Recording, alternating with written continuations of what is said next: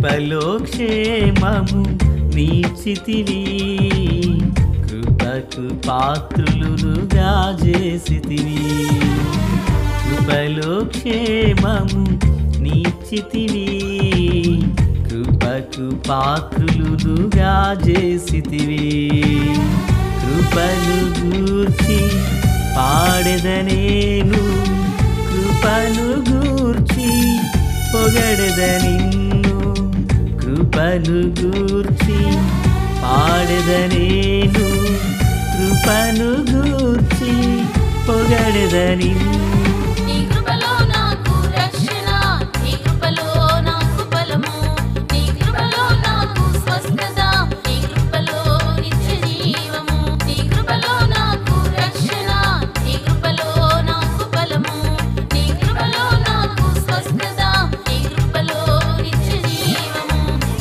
కృపలో క్షేమము నీచితివి, కృపకు పాత్రులుగా చేసితివి.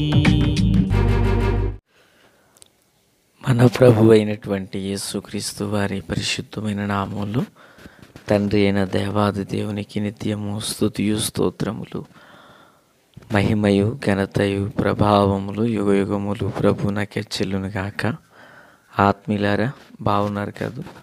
దేవుని మహాకృపను బట్టి మరో పర్యాయం మనం ఎలాగని కలిసి దేవుని దైవవాక్యమును ధ్యానం చేయటగాను దేవాది దేవుడు మనకు అనుగ్రహించి ఉన్న ఈ మంచి తరుణాన్ని బట్టి మనం ప్రభుని ఎంతగానో స్తుతించు బద్దులమునై ఉన్నాం. దయగలిగిన ఆయన ఆత్మచేత సమభూమి గల దేశమున ప్రభు మనలందరినీ నడిపించునుగాక. ఆమెన్. ప్రియులారా, బాగున్నారు కాదు? మనకు 22-23 కన్వెన్షన్ కొరకు ప్రార్థనలో జ్ఞాపకం చేసుకునండి. అలాగనే మీరు పాల్గొనండి. ఇతరులకు ఈ విషయాన్ని తెలియపరిచి ప్రకటన చేసి వారు కూడా పాలి భాగస్థులునై ఉండునట్లుగాను ప్రోత్సాహపరుచుడని ప్రభు పేరట మనవి చేయుచున్నాను. సంతోషం. నేటి దిన వాక్య ధ్యానం కొరకైన భాగం నిర్గమాకాండం 6వ అధ్యాయం 8వ వచనం. నేను అబ్రహాము, ఇస్సాకు, యాకోబులకు ఇచ్చేదనని చెయ్యి ఎత్తి ప్రమాణం చేసిన దేశములోనికి మిమ్మును రప్పించి నేను మీకు స్వాస్థ్యముగా ఇచ్చేదను, దాన్ని మీకు స్వాస్థ్యముగా ఇచ్చేదను, నేను యెహోవానని చెప్పమనగా. ప్రార్థన. తండ్రి దేవా స్తోత్రం.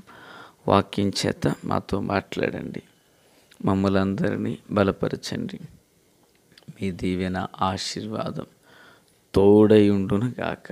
శక్తి చేత బలము చేత కానిది ఆత్మ బలము చేత మమ్మలను నింపమని, రాకడ కొరకు రాజ్యం కొరకు సిద్ధం చేయమని యేసునామమున అడుగుచున్నాము మా పరమ తండ్రి. ఆమెన్. ఆత్మీయులారా, బాగున్నారు కదూ? మహాదేవుని కృపలో మనం మరోసారి ఇలాగ వాక్యాన్ని ధ్యానం చేసే భాగ్యం దేవుడు మనకు దయచేసి ఉన్నారు. ఈ వాక్య భాగాన దేవాది దేవుడు మోషేతో అంటున్నారు, నేను అబ్రహాము, ఇస్సాకు, యాకోబులకు ఇస్తానని ఏ దేశాన్ని గురించి నేను చేతి ప్రమాణం చేశానో ఆ దేశంలోకి మిమ్ములను రప్పించి దాన్ని స్వాస్థ్యంగా ఇస్తానని ఇజ్రాయేలుతో చెప్పు, ఫరోతో చెప్పు అంటూ దేవుడు తన పితరులతో అనగా మోషే యొక్క పితరులతో ఏ వాగ్దానాన్ని చేశాడో అదే వాగ్దానాన్ని మరల జ్ఞాపకం చేస్తూ రిపీట్ చేస్తున్నాడు. చెప్పుచున్న మాట ఏంటంటే, నేను యెహోవాను అని చెప్పు అంటూ మాట్లాడుతున్నారు. ఇలాంటి సందర్భాలు లేఖనంలో చాలా చోట్ల మనకు కనిపిస్తుంటాయి. పిల్లరా, ఎట్టకేలకు దేవుడు ఒక ప్రజకు ఒక దేశాన్ని ఇవ్వాలి అనేదే ఆయన అనాది కాల సంకల్పం. దేవుడు ఒక నిర్ణయం చేశారు అంటే ఆ యొక్క నిర్ణయాన్ని నెరవేర్చుటకు గాను, సిద్ధపరిచిన సమయానికి నడిపించుటకు గాను ఎంత గొప్పవాడో అన్న సంగతి మనము ఈ వచనం ద్వారా తెలుసుకునవచ్చు. దేవుడు తన ప్రజలకు చెయ్యెత్తి ప్రమాణం చేశారట, ఈ వాగ్దాన దేశాన్ని అనుగ్రహిస్తాను అని. దేవుడు తెలియపరచాలనుకునే దానిలో, లేక ఈ వచనంలో, ఈ భాగంలో దేవుడు తన అమితమైన దైవికమైన శక్తిని ఐగుప్తు దేశంలో వెల్లడిపరుస్తున్నారు. దేనికని? ఇశ్రాయేలీయులను వాగ్దాన దేశానికి నడిపించి దాన్ని స్వాస్థ్యంగా ఇచ్చే విషయంలో దేవుడు తన దైవిక శక్తిని ఆది కాండములో చూపించిన దానికంటే నిర్గమాకాండం ప్రజలు ఐగుప్తులోకి వెళ్ళు విషయంలో తను బయలుపరుచున్నారు. ఒక 5 కారణాలు తన దైవశక్తి ద్వారా చూపించాడు. ఒక 5 విషయాలు. నెంబర్ 1, ఏ విధం చేతనైనా తన ప్రజలను దాస్యం నుంచి విడిపించాలి అనేది దేవుని ఉద్దేశం. 430 సంవత్సరాలేమో వారు బానిసత్వంలో ఉన్నారు. వారు శ్రమలోను, శోధనలోను, ఇటుకల పనిలోను నలిగిపోతూ వచ్చి ఉన్నారు. నలిగిపోతూ వారు వచ్చి ఉన్నారు. అయితే అటువంటి సమయంలో వారిని ఆ ఇరుకైన కొలిమిలో నుండి, శ్రమల కొలిమిలో నుండి దేవుడు వారిని విడిపించడం అనేది ఆయన దైవ శక్తిని కనపరిచే విషయంలో మొదటి లక్ష్యం. ఇక 2, దేవుడంటే భయభక్తులు లేని ఇశ్రాయేలీల ఈజిప్టు ప్రజల మీద మరియు అక్కడ ఉండిన దేవతా శక్తులకు తీర్పు తీర్చడం. ఎందుకు దేవుడు వారిని విడిపించాలనుకుంటున్నాడంటే ఐగుప్తు ప్రజలకు దేవుడంటే అంత దైవిక భయం లేనటువంటి వారు, తాము సేవించేదే దైవము అన్నట్లుగా భావించేవాళ్ళు. కనుక అట్టి వాటికి తీర్పు తీర్చాలనేదే దేవుని యొక్క ఉద్దేశ్యము నయ్యున్నది. ఇంకంత మాత్రమే కాదు పిల్లరా, దేవుడు మన పితరులైన 3వ విషయం, మన పితరులైనటువంటి అబ్రహాము, ఇస్సాకు, యాకోబులకు ఒక ప్రమాణాన్ని చేశారు, ఒడంబడికను చేశారు. ఆ ఒడంబడిక నిబంధనను నెరవేర్చడం కోసం. క్లియరా? 3 విషయాలు గుర్తున్నాయి కదా. మొదటి మాట ఏమనుకుంటున్నాము? తన ప్రజలను దాస్యం నుంచి విడిపించడం. 2, దేవుడంటే భయభక్తి లేని ఐగుప్తు ప్రజలకు, దేవతలకు తాను తీర్పు తెచ్చుడు. ఇక 3వ మాట, పితరులకు చేసినటువంటి వాగ్దానాన్ని లేదా నిబంధనను నెరవేర్చడం కోసం.